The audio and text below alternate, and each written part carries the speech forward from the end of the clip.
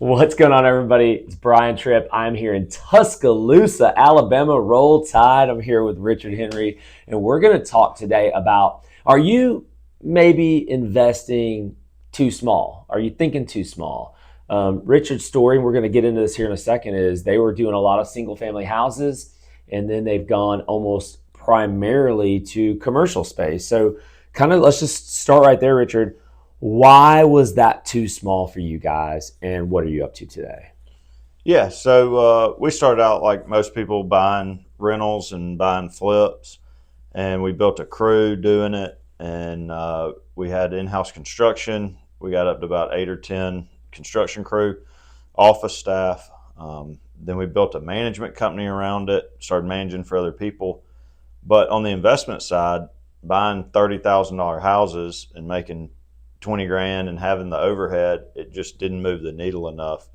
We started buying packages of houses, and it just got harder to find those. And we pivoted over to apartments, and then we sold all the apartments and really went all in COVID on office. And before that, we were already buying warehouse. And so, you know, it's hard to do $500,000 in houses at one time. And we would sell, we would 1031 exchange a lot of them when we were selling the houses. Well, every time you 1031 exchange, you're selling at retail for a bigger number. It's hard to go by three. Yeah. You sell, you bought that house for 30, 40,000. The market went way up. You sell it for 130.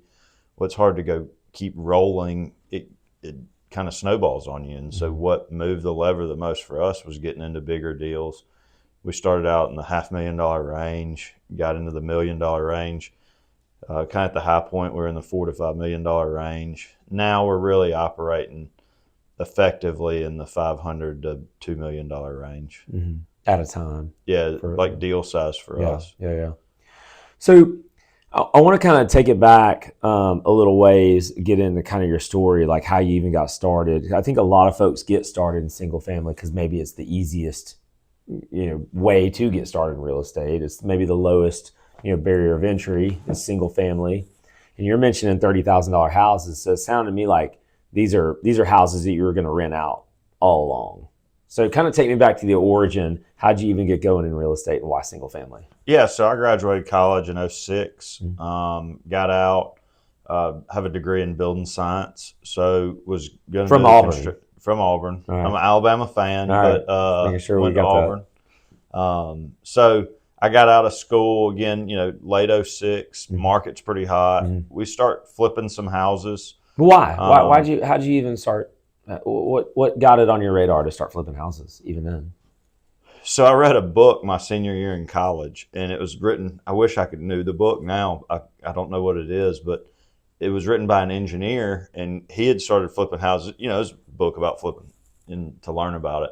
And he said, I flipped a house and made half of my salary in one deal, or maybe the whole salary in one deal. He goes, this is a lot more fun than sitting in a desk being an engineer. And I just kind of read that and thought, that sounds a lot better than working for some big company. Hold on. So did you intentionally find this book and read this book? How'd you even find this book? I don't know if I just bookstore looking at stuff. Like the Lord just dropped it down in front of you.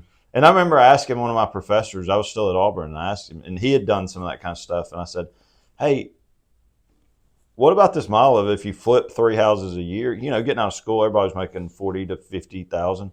Like, what if I can make 20 a house and do 3 of them? He goes, the trouble is, can you do 3 a year? And I'll never forget that. And and that is the trouble. Like, you can't just do 1 and make it take all year. You had to do 3. And so when I got out, I was doing construction, but also always flipping, and we eventually started keeping rentals. But I got lucky on timing that we were able to get 100% financing before the recession, no money in, and we flipped probably 3 or 4, maybe before '08. And we had bought this house on Forest Lake in the middle of town, and we were going to make all this money, big house, big flip, and the market switched on us. We were able to get out, probably break even, but it took 9 months versus being able to do it in 3. We slowed down a little bit in the recession. What were you doing during the recession?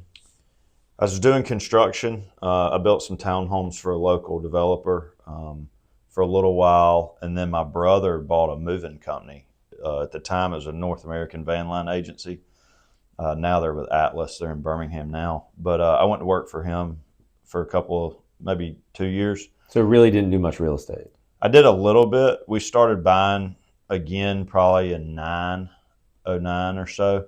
And I still flipped a little bit on the side, maybe one or two that were inexpensive. Started getting back going, and I'm trying to remember those years exactly, but really the lever for us was the tornado.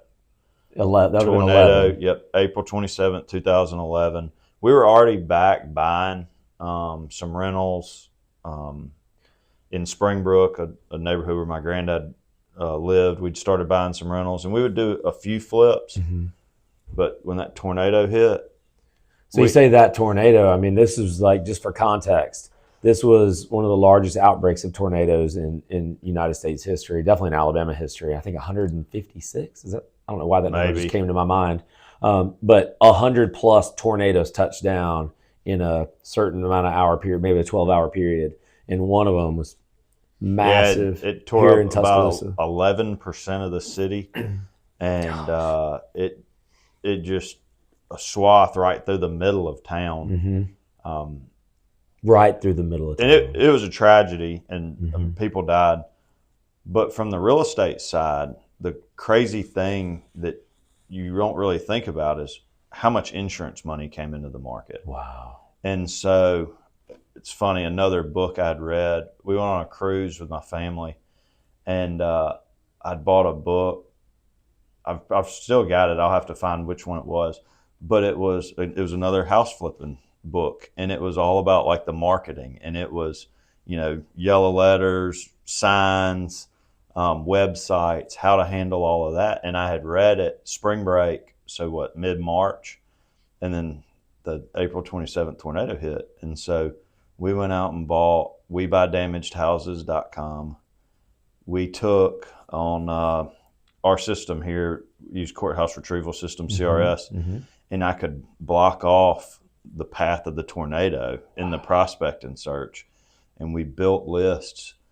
We put up signs, and we sent a ton of yellow letters into the path of the tornado. And so this is probably 60 days afterward. So it was some amount of time. It wasn't like day one, everybody's trying to piece their life together. But it was crazy. We got so many calls. I mean, we ended up starting to wholesale some of them because we couldn't buy all of them. My favorite story, this little old couple called us, and we went and met with them. They had this garden home right across from the University Mall that they had bought for their daughter. It got damaged. They bought her a house across the street. They just wanted to sell it. It needed about $15,000 to $20,000. It was probably worth $130,000 or something. And these folks went to church with my grandparents, and so I felt bad. I didn't want to lowball them. And I had a partner at the time, and he's like, "Just make the offer." I offered him $50,000, and they said, "Could you do 55?" And I said, "Yeah, I can do 55." And we signed the paper, and I said, "Okay, what did insurance give you?" Mind you, I think they paid $125,000. It's probably worth around that. Oh, they gave us $175,000. So while I felt bad, like I was taking advantage of these people. These people probably knew they were taking advantage of me, so they made $200,000 or more on this $125,000 house. Mm. But I got a house at $55,000 that needed, 15, and so it was just that insurance money was the game changer. And so we really bought a ton of deals then, and that was also when, finally the foreclosures were starting around then. We started buying on the steps. We got up to probably 100 and something rental houses. So a lot of these were flips. So we would flip and buy rental. And our deal with the flips, I had a partner at the time. We would take the flip profit. He'd get a third, I'd get a third, and we'd leave a third in to keep going and growing. Because the banks were harder back then, but the prices were cheap. So we could get $20,000. We could buy houses for $20,000 back then for rent in Tuscaloosa. Yeah, I mean, we'd rent them Section 8. We'd go down to the housing authority, talk to them. What are you looking for? And oh, we need 4 bedrooms. We'd go buy a bunch of 4 bedrooms and rent them. And Yeah. so you ended up keeping rentals. What did that look like? You got up to, you said you were managing upwards of 600 rentals at one point. Obviously, all those weren't yours. You had a management company, but you had a bunch of rental property. Was it was just you and your partners? Did you bring in other money, or how did you? No, I mean, we bootstrapped it. I mean, we started flipping a little bit. Again, we had made some money when you could get easy financing. Not a ton, but we would go buy a house, and fix it up in cash, $20,000-$30,000, go rent it for $850, and then we'd go. Those are good numbers. And so we're what, $30,000-$40,000 into it. We'd go borrow 50 because it was rented So for you get your $850. money back out. We'd get our money back out, go do another one, and and then we would flip some, and that would build kind of the bankroll. And so we were able just to. I mean, we used a ton of bank debt. We were always borrowing money, and building it that way. Yeah. And how many did you get up to? Single families? Between the two of us, we probably had around 100. Then we split up. We had some together. I had some with myself or my family. He had other partners on some other houses, but probably collectively around 100. We split up in, I think, 2016, maybe end of 15, early 16. And then, so then I had mine. We had bought some apartments in 07 that we had that I took over management on. But at that time, it was just really the two of us. We had a couple of guys on the construction side that are still with me today. And we had a girl in the office who's now, my number 2. But we were just running out of a house we had bought that was kind of commercial, but it was still kind of in the ghetto. But we built that up. We split up, and then I moved out. And then 2016, I was kind of on my own. And then late 17, I got a call that somebody needed help with a management company. And so I came in and helped them with a management company, and I was running it separate than my company. And then I think it was 18, so it started late 17, maybe end of 18, somewhere in there. I may be off on the dates. We merged them together, and that's when we got into the third-party management business. And at the same time, we're growing a management company where we'd manage for other people and ourselves, and we were still buying a bunch of houses early in that. Then, so you're 18, 19, interest rates are good. We're out of the recession, and we're able to start selling some of those houses that we had bought that were Section 8. That we were in them for 30, 40,000. We were able to start selling for like 120. But why? Take me through. Why would you sell them at all? Why not just hang on to them? I'm not sure I made any money on the rental side of those cheap houses. Because there's a lot of maintenance? Yeah, so I mean, you're in it cheap, but a roof still costs the same as a roof on a $1,500 rental. The air conditioner costs the same. These cheap houses were cheap for a reason too. The foundations were not great. So a tenant would move out. Even just, let's assume a good tenant, you'd still end up spending $4,000 or $5,000 fixing the house up because the floor had settled over here. Which was your whole profit for the previous year. Yeah. So we made a bunch of money on the equity, the appreciation, but I don't know on a cash flow basis if we really made money cash flow. But through the years, you were able to use those properties as leverage. Oh, yeah. To be able to pull money back out and to be able to use that return on equity. That's right. To start doing. And so we would sell that house for 125 or so. So let's just say you just didn't like it as a long-term play. But for the moment, it seems like it was great because I made a bunch of money when I sold all of them. I mean, that's. But even even if you didn't cash flow it as much as you wanted to, you still to be able to use this as leverage. Oh yeah, well, it's how we got started. I mean, it's how we got where we are today. I mean, it's funny. You see people. I'm 40, about to be 42. And I think about like, oh, I wouldn't do that. Well, at 22, that was the only way I could get started.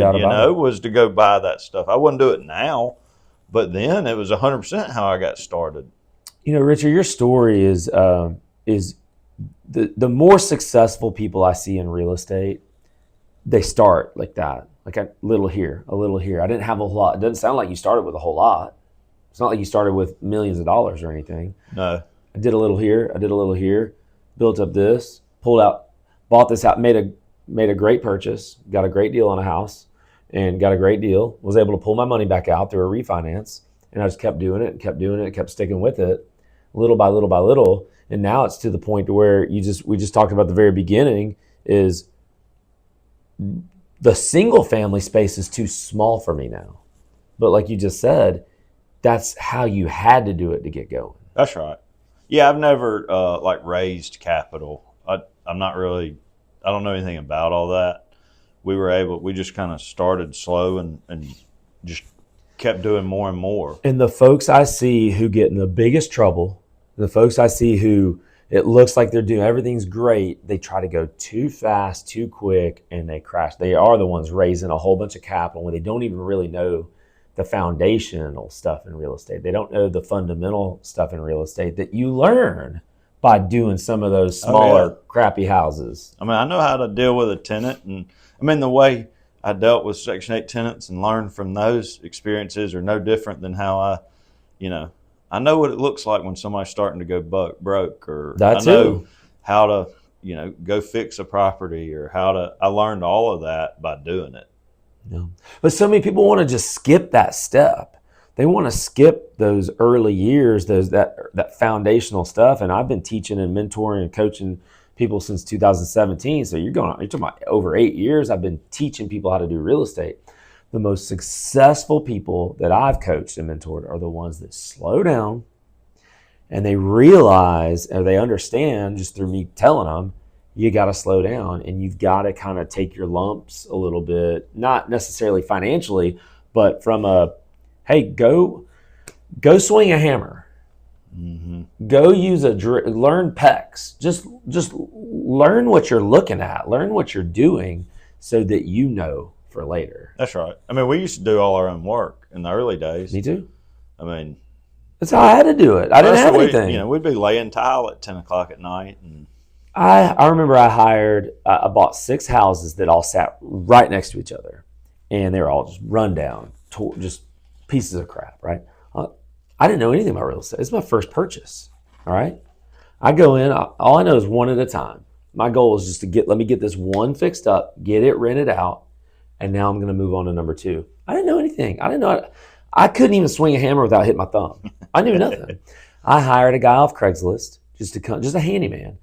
He was teaching me just basic electrical, basic plumbing. But I knew absolutely nothing. Mm-hmm. And just to have that year and a half education. I mean, that was college. That's right. Real estate college right there for me.